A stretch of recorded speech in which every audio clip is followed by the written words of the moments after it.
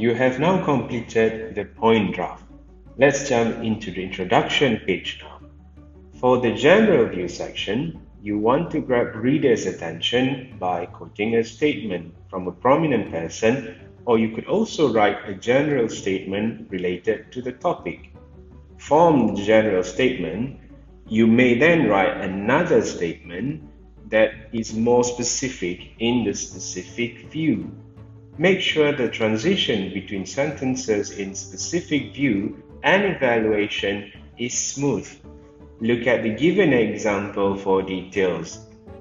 The other three important elements after this are evaluation, marker, and brief introduction to your argument.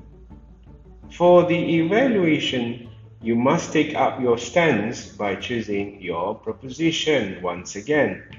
You can choose by placing the cursor on the top right-hand side of the proposition box, like what you did before, to choose your selection.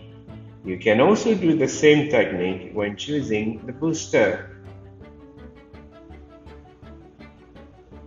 The booster, however, is optional. After that, you need to state the reason of your proposition. This reason can be obtained from the topic that you have written in the point draft. Let's now move on to the marker. You can do it your way, or you may choose either one of those options. One option is for you wish to stop at the previous sentence, and the other if you wish to continue from the previous sentence. Look at the examples for details. The boxes in orange are boxes that require you to choose from the drop-down option. Once you have done typing your three reasons, you will then briefly write your counter-argument.